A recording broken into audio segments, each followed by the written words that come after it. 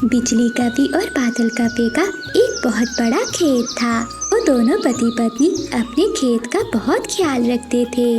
वो पति पत्नी अपने खेत में तरह तरह की फसलें उगाते थे, जिन्हें मंडी में बेचकर बहुत मुनाफा कमाते थे। लेकिन वो कौवे बहुत कंजूस थे। कोई भी पक्षी कौवों के खेत से सब्जियां दाना लेने आता तो वो कौवे उसे बहुत मारते थे।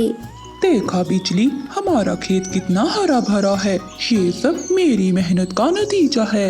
हाँ हाँ बादल जी, तुम अकेले नहीं, मैं भी तुम्हारे साथ काम करवाती हूँ। हाँ, और किसी भी पक्षी को हम अपने खेत से दाना नहीं खाने देंगे। हम उन छोटे पक्षियों को मुफ्त में क्यों दाना दें? मानो बहन, तुम्हें पता है कि हमारे जंगल में जो कौवों का खेत है वो बहुत हरा भरा है और उनके खेत में तरह तरह की फसलें भी लगी हुई हैं। हाँ चीकू भैया, तुम ठीक कह रहे हो, लेकिन वो कौवे बहुत कंजूस हैं। वो कौवे तो अपने खेत से एक दाना भी नहीं खाने देते। चीकू भैया, अगर वो खेत मेरा होता तो मैं किसी पक्षी को भी मना न करती। परंतु चिड़िया बहन, वो कौवे तुम्हारी तरह तो नहीं है ना, वो तो बहुत कंजूस है। कुछ दिन ऐसे ही गुजर जाते हैं। जंगल में गर्मी बढ़ जाती है, जिस कारण जंगल में सूखे का मौसम आ गया था। अब तो जंगल में ना भोजन मिलता था और ना ही पानी। जंगल के अब सभी पक्षी भी बहुत परेशान हो गए थे, क्योंकि उन सब पक्षियों को भोजन ना मिलने के कारण दो दिन भूखा रहना पड़ता था। लेकिन उन कौवों के खेत को गर्मी के कारण जरा भी फर्क नहीं पड़ा था, बल्कि उन कौवों का खेत तो और भी हरा भरा हो गया था। बादल जी, जंगल में सूखा चल रहा है और जंगल के सभी पक्षी भूख के कारण मर रहे हैं। देखो ना, हमारा खेत तो एकदम हरा भरा है। हाँ बिजली, हम दोनों मिलकर अपने खेत की रक्षा जो करते हैं, कुछ भी हो जाए मैं अपने खेत का एक दाना भी उन पक्षियों को नहीं दूंगा, चाहे वो सभी पक्षी भूख से मर क्यों ना जाए। चिड़िया बहन, मैं 2 दिन से भूखा हूँ। मैंने 2 दिन से कुछ भी नहीं खाया। अगर आज भी मुझे कोई भोजन ना मिला तो मैं भूख के कारण मर जाऊंगा। अब तुम ही कुछ करो, मुझे बहुत भूख लग रही है। हाँ चिड़िया बहन, मैं भी बहुत भूखी हूँ। अब तुम ही कुछ कर सकती हो, हम सबको बहुत भूख लग रही है। कबूतर भैया और बुलबुल बहन, मैंने भी 2 दिन से कुछ नहीं खाया और ना ही पानी पिया है। मुझे भी बहुत भूख लग रही है, लेकिन अब मुझे कुछ करना ही होगा, वरना सभी पक्षी भूख के कारण मर जाएंगे। लेकिन चिड़िया बहन, अब तुम क्या करोगी? हमारे जंगल में ना भोजन है और ना पानी। बस अब तो हमारे जंगल में उन कौवों का हरा भरा खेत ही रह गया है। तुम्हें तो पता है कि वो कौवे अपने खेत का एक दाना भी हमें नहीं देंगे। हाँ चीकू भैया, मैं जाती हूँ कौवों के पास और बात करती हूँ। कोशिश करके देख लो मानो बहन, लेकिन मुझे नहीं लगता कि वो कौवे मानेंगे। फिर मानो चिड़िया उन कौवों के खेत में चली जाती है। अरे ओए छोटी चिड़िया, तू हमारे खेत में क्या करने आई है? अगर हमारे खेत से कुछ लेने आई हो तो अभी चली जाओ, क्योंकि हम तुम्हें कुछ भी नहीं देंगे। देखिए बिजली बहन, हमारे जंगल में इस समय बहुत मुश्किल वक्त चल रहा है। जंगल में हर तरफ सूखा ही सूखा है। हम सब पक्षी बहुत परेशान हो गए हैं। हम सब ने तो 2 दिन से कुछ भी नहीं खाया। अगर अब भी हमने कुछ न खाया तो हम सभी पक्षी मर जाएंगे। बिजली बहन और बादल भैया, कृपया करो और हमें थोड़ा भोजन दे दो। वैसे भी कुछ दिनों में तो बारिशें शुरू हो जाएंगी। बारिशों के कारण हमारे जंगल में सूखा भी चला जाएगा। बारिश के बाद तो हमारे जंगल में हर तरफ भोजन ही भोजन होगा। नहीं चिड़िया, तुमने सुना नहीं कि बिजली ने क्या कहा कि हम दोनों तुम्हें अपने खेत से एक दाना भी नहीं देने वाले। अब चली जाओ, वरना मैं और मेरी पत्नी तुम्हें मिलकर मारेंगे। बादल कौवे की ये बात सुनकर चिड़िया उदास होकर वहाँ से चली जाती है। चिड़िया बहन, क्या हुआ? क्या कौवों ने भोजन दिया? हाँ चिड़िया बहन, बताओ, तुम चुप क्यों हो? नहीं दोस्तों, नहीं दिया उन्होंने हमें भोजन। वो कौवे बहुत बुरे हैं। अब तो मुझे पूरा यकीन हो गया है कि वो कौवे कभी भी हमें भोजन नहीं देंगे। मुझे तो पहले ही पता था, वो कौवे बहुत दुष्ट है। दोस्तों, अब तो हमारे पास एक ही हल है कि हम सब ये जंगल छोड़कर अपने साथ वाले जंगल में चले जाएं। क्योंकि उस जंगल में अभी सूखे का मौसम नहीं आया है। अभी तो उस जंगल में हर तरफ भोजन ही भोजन होगा। हम सब पक्षी कुछ समय के लिए उस जंगल में चले जाते हैं। जब हमारे जंगल में सूखे का मौसम खत्म हो जाएगा तो हम सब पक्षी वापस लौट आएंगे। हाँ चिड़िया बहन, ये ठीक रहेगा। ऐसा कहते हुए वो सभी पक्षी दूसरे जंगल की ओर चले जाते हैं। वो सभी पक्षी एक बड़े पेड़ पर अपने घोंसले बनाकर रहने लगते हैं। उस जंगल में भोजन भी था और पानी भी था, इसलिए उन सभी पक्षियों को कोई भी चिंता नहीं थी। कुछ दिन बीत जाते हैं। दूसरी तरफ जंगल में काले काले बादल आ जाते हैं और तेज बारिश शुरू हो जाती है। वो कौवे तो बारिश को देखकर बहुत खुश हो रहे थे। उन्हें तो ऐसे लग रहा था कि इस बारिश के कारण उनकी फसलें और भी बढ़ जाएंगी। जंगल में बारिश रुकने का नाम नहीं ले रही थी। 2 दिन गुजर गए थे, लेकिन बारिश तो पहले से भी ज्यादा हो रही थी। जंगल में हर तरफ पानी ही पानी था और तो और उन कौवों का खेत भी पूरा पानी से भर गया था। वो कौवे अब बहुत परेशान हो गए थे, क्योंकि उस जंगल में तो हर तरफ पानी ही पानी था। बिजली, ये क्या हो गया? हमारे खेत में तो पानी भर गया है। अब तो हमारी सारी फसल खराब हो गई होगी। ये हमारे साथ क्या हो गया है? वो कौवे तो बहुत परेशान थे। 1-2 दिनों तक बारिश रुक जाती है और जंगल का पानी भी सूख जाता है, लेकिन उन कौवों की फसल तो बिल्कुल ही खराब हो चुकी थी। बादल जी, हमारी फसल तो खराब हो गई है, अब हम क्या खाएंगे? हाँ बिजली, हमने ये फसल कितनी मुश्किलों से लगाई थी। देखो तो एक ही झटके में सारी फसल खराब हो गई। लगता है बिजली, हमने पक्षियों को भोजन देने से मना किया था ना, इसीलिए हमारी फसल खराब हो गई और हमें उसी की सजा मिली है। मानो चिड़िया अपनी बेटी मीना चिड़िया के साथ घने जंगल में जा रही थी कि तेज बारिश शुरू हो जाती है। मामा, बारिश तो बहुत तेज है, अब हम क्या करेंगे? मीना बेटी, यहाँ तो हमारा कोई भी जानने वाला नहीं है। अब तो किसी पेड़ के नीचे बैठकर ही बारिश रुकने का इंतजार करना होगा। वो दोनों माँ बेटी एक बड़े से पेड़ के नीचे बैठ जाती हैं। सुनहरी चील अपनी बड़ी बहन के पड़ोस में ही रहती थी। जैसे ही बारिश शुरू होती है तो वो अपनी बड़ी बहन के पास जाती है। बड़ी, चलो चलो जंगल में चलते हैं। ऐसे मौसम में कोई ना कोई पक्षी तो हमें मिल ही जाएगा। छोटी, मेरा बारिश में भीगने का कोई भी इरादा नहीं है। तुम जाओ और अपनी किस्मत आजमा लो। बड़ी, मैं तो जा रही हूँ जंगल। देखना, मैं अपने साथ कोई ना कोई शिकार तो जरूर लेकर आऊंगी।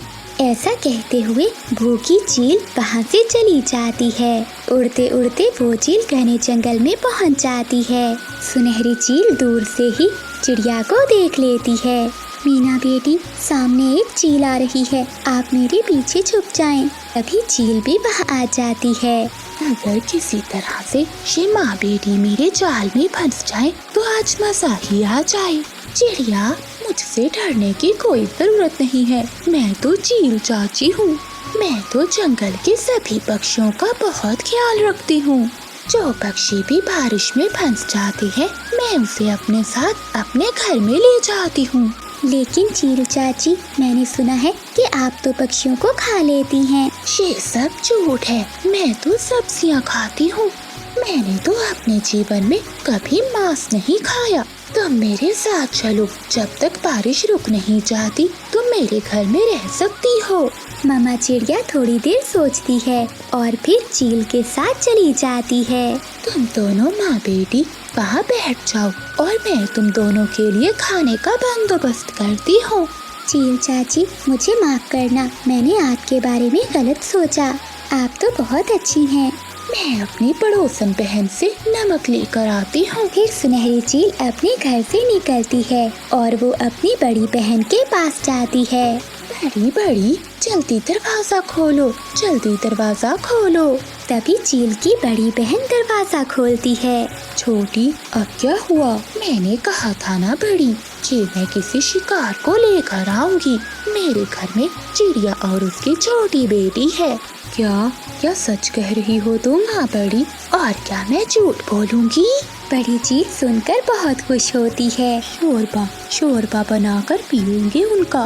नहीं, भून कर खाएंगे। ठीक है, तुम जाओ, मैं थोड़ी देर तक आती हूँ। फिर चील अपनी बड़ी बहन को बताकर वापस अपने घर चली जाती है। चिड़िया, मैं तुम दोनों माँ बेटी के लिए खिचड़ी बना रही हूँ। खिचड़ी तो मैं भी बहुत अच्छी बनाती हूँ, लेकिन चील चाची आपके पास चावल नहीं है। चावल के बिना खिचड़ी कैसे बनेगी? तुम चिंता नहीं करो, चावल मेरी पड़ोसन लेकर आती होगी। चिड़िया मिसाले देखकर और चूल्हे पर हंडिया देखकर डरी हुई थी कि आखिर वो चील क्या करने वाली है। मानो चिड़िया खिड़की में बैठ जाती है और वो सामने पड़ोस के घर से चील को निकलते हुए देख लेती है। दूसरी चील को देखकर तो चिड़िया की जान निकल जाती है। सुनहरी चील रसोई में हंडिया के पास बैठी हुई थी। मीना बेटी, मुझे तो कुछ दाल में काला लग रहा है। शेर चील और इसकी पड़ोसन चील मिलकर जरूर हमारे साथ कोई गलत करने वाली हैं। दरवाजा खुला था। चिड़िया अपनी बेटी मीना को लेकर जल्दी से वहाँ से निकल जाती है। चील उन दोनों को जाते हुए देख लेती है, लेकिन मानो चिड़िया अपनी बेटी को लेकर उस घर से चली जाती है। रुको चिड़िया, सामने से उसकी बड़ी बहन भी आ जाती है। अरे वो चिड़िया कहीं भाग गई है, उसे ढूंढो। वो भला ऐसी बारिश में कहाँ जा सकती है? यहीं कहीं छुपी होगी। छोटी, हाथ आया शिकार तुमने निकाल दिया। चिड़िया अपनी बेटी मीना के साथ पास ही झाड़ियों में छुपी हुई थी। फिर वो दोनों चील बहनें चिड़िया की खोज करती हैं। वो इधर उधर देखती हैं, पर चिड़िया उन्हें कहीं भी नहीं मिलती। वो थक हार कर वापस चली जाती हैं। मीना बेटी चलो, वो चीलें चली गई हैं। अब हम यहाँ से निकल जाते हैं। फिर चिड़िया अपनी बेटी को लेकर वहाँ से चली जाती है। थोड़ी दूर उन्हें एक घर दिखाई देता है। चिड़िया उस घर के दरवाजे पर दस्तक देती है। वो घर कौवों का था। कौवा दरवाजा खोलता है। चिड़िया, तुम इतनी तेज बारिश में यहाँ जल्दी अंदर आ जाओ। फिर बादल कौवा चिड़िया को अपने घर में ले जाता है। कभी भैया और कभी बहन, आप दोनों का बहुत बहुत धन्यवाद। वो पीछे 2 चीलें हमें खाना चाहती थी। हम दोनों माँ बेटी बहुत मुश्किल से अपनी जान बचा कर आई हैं। चिड़िया, वो चीलें तो बहुत बुरी है। वो तो मुश्किल में फंसे हुए पक्षियों को अपने साथ लेकर जाती हैं और फिर उन्हें मारकर खा जाती हैं। मम्मा, हम तो बच गई, वरना वो अब तक चील बहनें हमें खा चुकी होती। तेज बारिश में वो बूढ़ी कभी अपना सामान लिए सागर वाले जंगल से गुजर रही थी। बारिश तो बहुत तेज है। अगर ऐसी बारिश में मैं भीगती रही तो बूढ़ी जान कब तक जिंदा रह सकती हूँ। अब तो मुझे कोई ना कोई आसरा तो ढूंढना ही होगा। वो बूढ़ी कभी अपना सामान लिए फिर से उड़ती है। बिजली, आज तो रसोई से बहुत अच्छी खुशबू आ रही है। क्या बना रही हो तुम? कभी बिजली कभी रसोई से खिचड़ी लेकर बाहर आती है। बादल जी, खुशबू कैसे ना आती? बिजली ने पहली बार खिचड़ी जो बनाई है। वाह बिजली, परंतु ये चावल कहाँ से आए? आने कहाँ से थे भला? चीकू तोते के घर से चुरा कर लाई हूँ। आज मेरा ऐसी तेज बारिश में खिचड़ी खाने को बहुत मन कर रहा था। अब जल्दी से खा लो, वरना खिचड़ी ठंडी हो जाएगी। वो दोनों पति पत्नी खिचड़ी खाने लगते हैं तो दरवाजे पर दस्तक होती है। बादल जी, इस समय अब कौन आ गया है? ऐसी तेज बारिश में भी पक्षियों को अपने घरों में आराम नहीं आता। फिर वो दोनों पति पत्नी घर के बाहर आते हैं। कौवों, मेरी मदद करो, बारिश बहुत तेज है। बारिश रुकने तक मुझे अपने घर में आश्रय दे दो। ना बुढ़िया, हमारा घर तो पहले ही बहुत कमजोर है, हम तुझे अपने घर में नहीं रख सकते। बेटी, मैं अपने घर जा ही रही थी कि रास्ते में बारिश शुरू हो गई। अब तो रात भी बहुत हो चुकी है। मेरा घर पहाड़ों के दूसरी दिशा में है।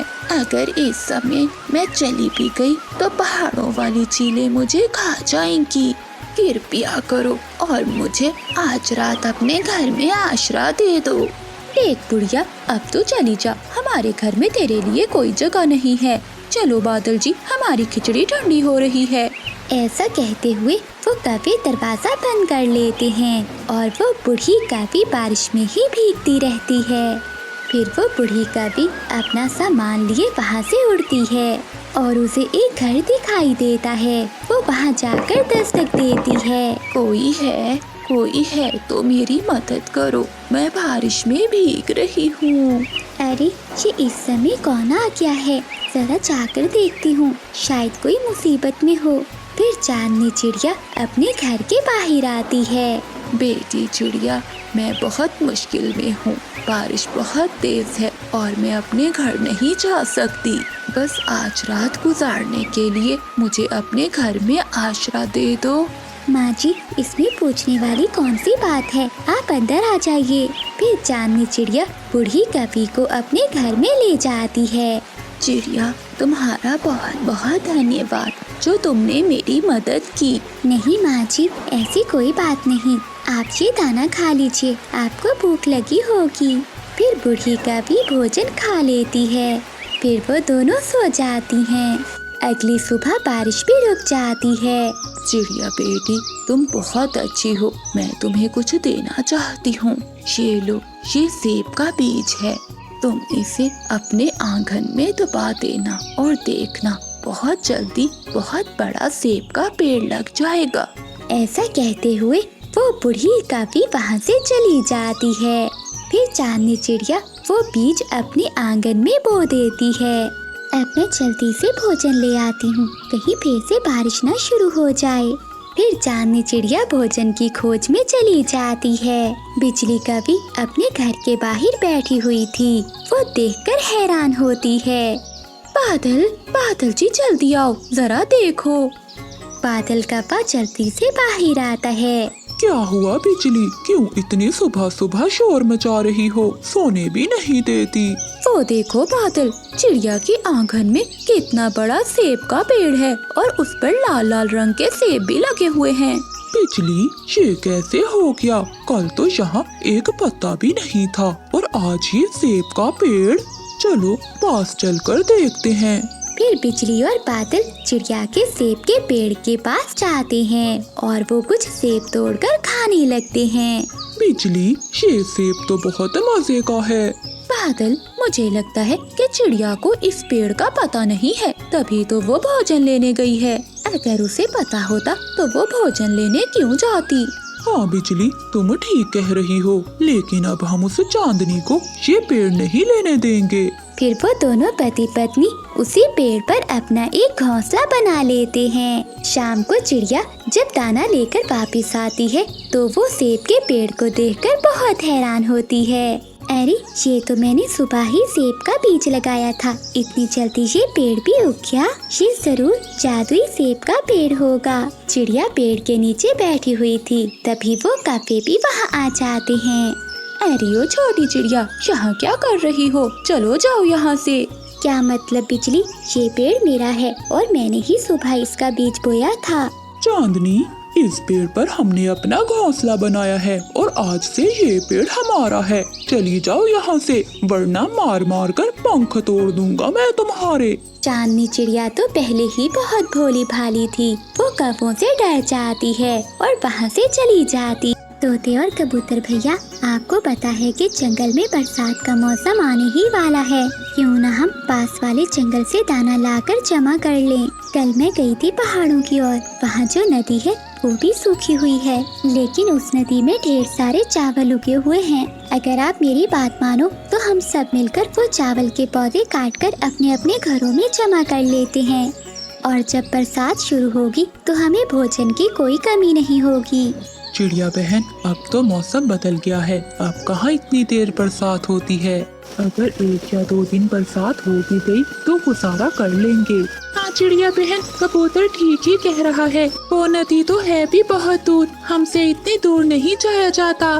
जैसे आप दोनों की मर्जी, मुझे तो डर लग रहा था बरसात से, इसीलिए आई थी आपके पास। फिर मानो चिड़िया वहाँ से चली जाती है, वो सीधा कौवों के पास जाती है। बादल और बिजली, मैं बहुत परेशान हूँ। अरे क्या हुआ चिड़िया, तुम तो हर समय परेशान ही रहती हो। बिजली बहन, बरसात होने वाली है, हमारे पास इतना भोजन नहीं है जो हम बरसात में खा सकें। पहाड़ों वाली नदी में ढेर सारा अनाज उगा हुआ है। अगर बारिश हो गई तो नदी में पानी आ जाएगा और वो सारे चावल खराब हो जाएंगे। आप दोनों भी मेरे साथ चलो, हम मिलकर वो चावल ले आते हैं। चिड़िया, बहुत दूर की सोचती हो तुम। वो तो बहुत दूर है नदी, हम तो इतना दूर नहीं जा सकते। हाँ चिड़िया, अगर तुमने जाना है तो जाओ, हमें क्यों लेने आई हो? बस आ जाती हो रोज नए नए भाषण देने। फिर मानो चिड़िया चुपचाप वहाँ से अपने घर लौट जाती है। मेरी तो कोई बात नहीं सुनता, न जाने क्यों पक्षियों को चिंता नहीं है क्या खाएंगे सब। अगर बरसात ज्यादा दिन के लिए आ गई तो मामा, अगर मैं चलूं तो आपके साथ हम दोनों मिलकर वो अनाज लाकर अपने घर में जमा कर लेते हैं। मामा, मैं काम कराऊंगी आपके साथ। मैं चावल के पौधों को इकट्ठा करूंगी और आप उन्हें उठा उठा कर घर ले आना। ठीक है मीना बेटी, हम सुबह ही जाएंगे।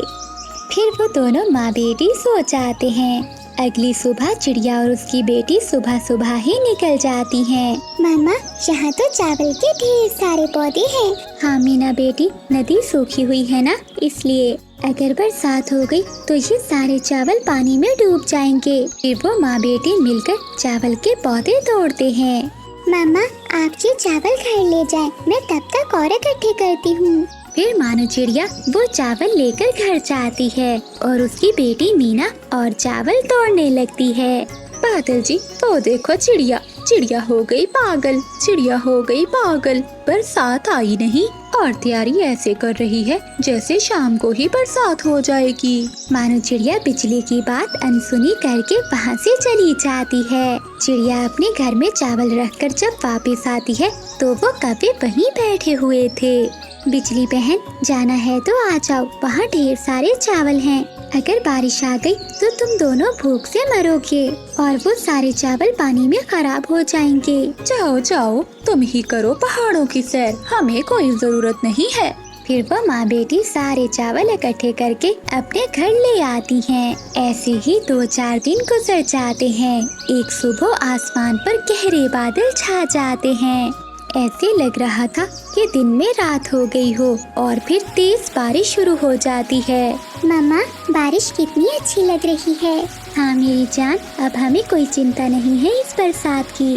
बारिश फिर ही अच्छी लगती है जब कुछ घर में खाने को हो। शाम हो जाती है लेकिन बारिश अभी तक नहीं रुकी थी। बारिश तो पहले से भी ज्यादा हो गई थी। बादल जी, सबसे निकम्मे तुम ही हो जंगल में। बारिश आज शुरू हुई है और हमारे पास एक दिन का भी दाना नहीं। चुप कर कर बैठ जाओ बिजली, तुम्हारा पेट है या कुआं जो भरता ही नहीं। अभी सुबह ही तो दाने खाए थे। जब बारिश रुकेगी तो ला दूंगा तुम्हें कुछ खाने को। ऐसे मौसम में तो मैं किसी के यहाँ चोरी भी नहीं कर सकता क्योंकि सभी पक्षी अपने अपने घोंसलों में बैठे हैं। और फिर सारी रात बारिश होने के कारण हर तरफ पानी ही पानी जमा हो गया था। कबूतर यार, मुझे तो बहुत भूख लगी हुई है। अगर चिड़िया की बात मानी हुई तो आज हम भी बरसात के मजे ले रहे होते। हाँ चीकू यार, ऐसी बारिश में भूख से मरने से अच्छा है कि हम कहीं से दाना ढूंढ कर लाएं। चलो कबूतर, बादल के पास चलते हैं। फिर तोता और कबूतर तेज बारिश में कौवों के घर जाते हैं। आओ चीकू और बंटी, क्या कुछ खाने के लिए लाए हो? नहीं नहीं, हम तो खुद भूख से मर रहे हैं। दाना ढूंढने के लिए निकले थे। जंगल में हर तरफ पानी ही पानी है, इसलिए हम दोनों तुम्हारी तरफ आ गए। बादल जी, तुम भी इन दोनों के साथ दाना ढूंढने जाओ, मैं मर रही हूँ भूख से। चार कबूतर, जो चिड़िया बता रही थी कि उस सूखी नदी में ढेर सारे चावल हैं, क्यों न हम वहीं जाएं, कुछ न कुछ तो मिल ही जाएगा। हाँ, बात तो ठीक है तुम्हारी बादल, ज्यादा ना सही तो थोड़ा ही सही, लेकिन कुछ न कुछ तो मिल ही जाएगा। फिर वो तीनों तेज बारिश में नदी की ओर चले जाते हैं। शेर क्या, तोते और कबूतर, यहाँ तो पानी ही पानी है। नदी तो पानी से पूरी तरह भर चुकी है। अगर मानो चिड़िया की बात पानी होती तो आज ऐसी तेज बारिश में अपनी जानों को खतरे में ना डालते। चलो अब वापस चलते हैं, यहाँ तो चावल का एक दाना भी नहीं है। फिर वो तीनों नाराज होकर वहाँ से चले जाते हैं। वो तीनों एक पेड़ के नीचे बैठे हुए थे। दोस्तों, भूख के मरने से अच्छा है क्यों ना हम मानो चिड़िया के पास चले, वो जरूर हमें कुछ खाने को दे देगी। ना भाई तोते, मर जाऊंगा लेकिन उस चिड़िया से भीख नहीं मांगूंगा।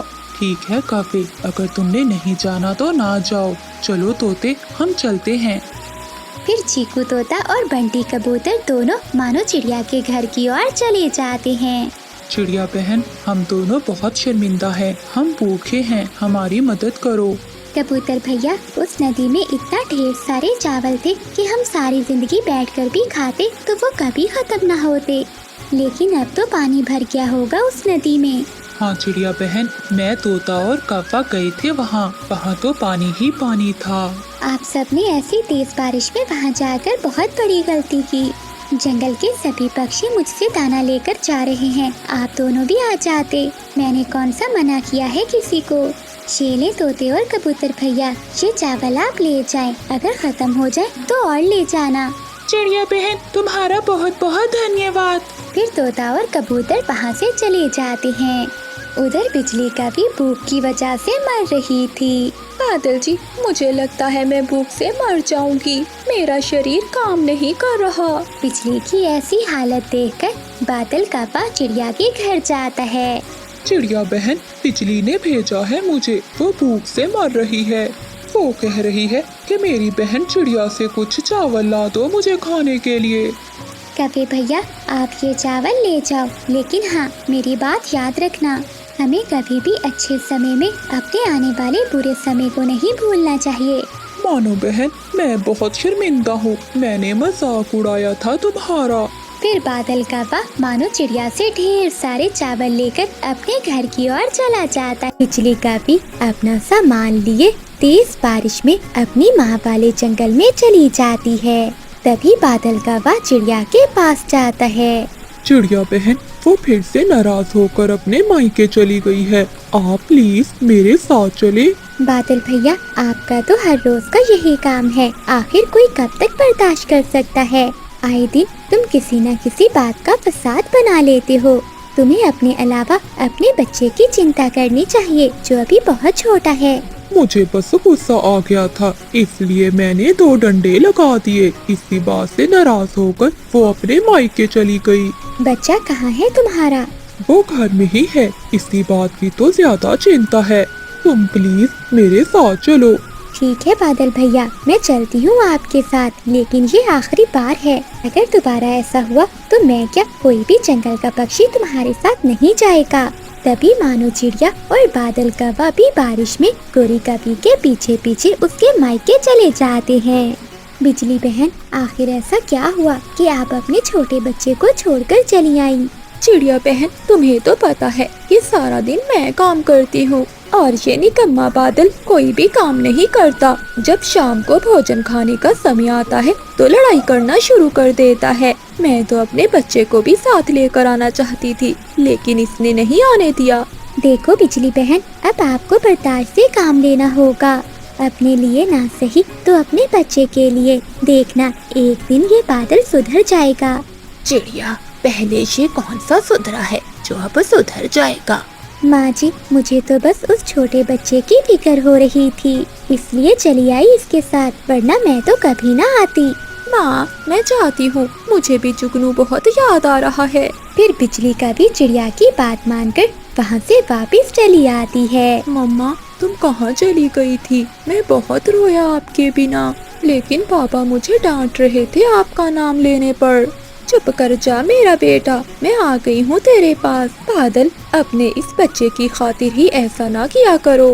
बात तो तुम ही बढ़ाती हो, लेकिन मारने तक तो तुम ही जाते हो। एक मैं ही हूँ जो तुम्हारी मार बर्दाश्त कर रही हूँ। अगर मेरी जगह कोई और होती तो कभी लौट कर ना आती। ऐसे ही कुछ दिन गुजर जाते हैं। एक दिन बादल कौवा घूमता हुआ वापस अपने घर आता है। मोटी भैंस, बैठी हुई हो, अपना पेट तो भर लिया होगा, क्या मेरे लिए कुछ रखा है? तुम सुबह से गए हुए थे फिरने, हमारा पेट क्या भरना? तुम अपना दाना भी ढूंढ कर नहीं खा सकते? मेरे पास 2 ही दाने थे, जो मैंने एक जुगनू को खिला दिया और एक खुद खा लिया। इसी बात पर बादल कौवे को फिर से गुस्सा आ जाता है और वो डंडा उठाकर फिर से बिजली कौवे को मारने लगता है। बिजली कौवी रोती हुई चिड़िया के पास चली जाती है। क्या हुआ बिजली बहन, आप क्यों रो रही हैं? चिड़िया बहन, आज फिर उस कौवे ने मुझे मारा। अब मैं वापिस अकेली वहाँ नहीं जा सकती। तुम मेरे साथ चलो और सभी पक्षियों को भी लेकर चलो और मेरा जुगनू मुझे लेकर दो। मैं अब उस जालिम कौवे के साथ नहीं रह सकती। देख लो बिजली बहन, क्या आप अकेले अपने बच्चे को पाल पाओगी? चिड़िया, पहले भी तो मैं अपने बच्चे को अकेले ही पाल रही हूँ और मार भी खा रही हूँ।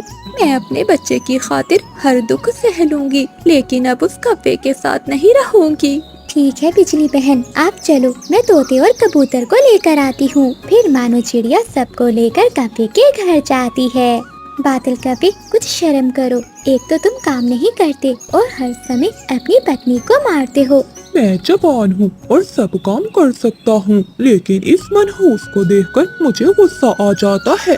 मैं इसकी वजह से कुछ भी घर नहीं लाता। हम सब पक्षियों ने मिलकर फैसला किया है कि जुगनू अब अपनी माँ के साथ ही रहेगा। हाँ, ले जाइए मनहूस, मैं भी नहीं रखना चाहता ये बच्चा। मुझे नहीं चाहिए ये संतान। ले जा और दफा हो जा मेरे घर से। अब मैं तुम्हें मनाने कभी नहीं आऊँगा। मैं जा रही हूँ। तुम्हें अभी अपने परिवार की जरूरत नहीं है ना? तो देख लेना, एक न एक दिन तुम जरूर पछताओगे। जब तुम्हारे पंखों में ताकत नहीं होगी तो तुम्हें अपनी संतान की याद आएगी। दोस्तों, मुझसे कोई गलती हुई तो मुझे माफ करना। मैं अब कभी दोबारा इस जंगल में लौट कर नहीं आऊंगी। चिड़िया बहन, तुम्हारा धन्यवाद जो तुमने हर मुश्किल समय में मेरा साथ दिया। फिर बिजली कौवी अपने बेटे जुगनू को लेकर अपने मायके की ओर चली जाती है। क्या हुआ? तुम सब यहाँ क्यों जमा हो? बिजली, तुम्हारी माँ मर गई है। क्या मेरी माँ भी मुझे छोड़कर चली गई? अब मैं किसके सहारे अपनी जिंदगी गुजारूंगी? मम्मा, आप चिंता ना करें, मैं बड़े होके आपके सारे दुख मिटा दूंगा। जीता रहे मेरा बेटा, अब तू ही तो मेरा सहारा है। फिर बिजली कौवी अपनी माँ के घर में ही अपनी नई जिंदगी की शुरुआत करती है। ऐसे ही कुछ समय बीत जाता है और फिर जुगनू कौवा भी उड़ना सीख लेता है। वह अपनी माँ से भी ज्यादा तेज उड़ता था और वो अब बड़ा हो चुका था। मम्मा, आप ना रोया करें, अब आपका बेटा बड़ा हो गया है। हाँ बेटे, अब मेरे सारे दुख मिट गए। मेरा गुजरा हुआ समय मुझे भूल गया है। अब मेरे सामने तुम हो और तुम्हारी खुशियाँ हैं। जुगनू कौवा हर रोज अपनी माँ के लिए तरह तरह के फल ढूंढ कर लाता और अपनी माँ का बहुत ख्याल रखता था। उधर बादल कौवा भी अब बूढ़ा हो चुका था। एक रात वो जब सोकर उठता है तो उसका पंख नहीं हिलता। ये क्या हो गया? मेरा ये पंख मेरा साथ क्यों नहीं दे रहा? वो अपने घोंसले से उठने की बहुत कोशिश करता है, लेकिन वो उठ नहीं पाता।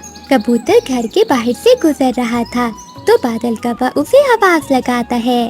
कबूतर, चिड़िया से कहना कि एक बार मेरी बात सुनकर जाए। मुझसे उड़ा नहीं जाता, नहीं तो मैं खुद चला जाता। ये कह कौवे, मैं वहीं जा रहा हूँ, मैं बता दूंगा चिड़िया को। अब तुम अकेले ही सड़ते रहो इस घोंसले में। अगर जवानी में अपने परिवार की रक्षा की होती तो आज तुम्हारे पास रौनकें होती। देखना, जब मैं अपने घर जाऊंगा तो मेरे बच्चे मेरे लिए तरह तरह के फल लेकर आएंगे। सभी पक्षी अपने अपने घरों में मजे की जिंदगी गुजार रहे हैं। एक तुम ही हो कौवे जो अपने किए की सजा भुगत रहे हो। फिर कबूतर कौवे को ऐसी बातें सुनाकर वहाँ से चला जाता है। तुम सच्चे हो कबूतर, कुछ गलतियाँ ऐसी हो जाती हैं जिनकी सजा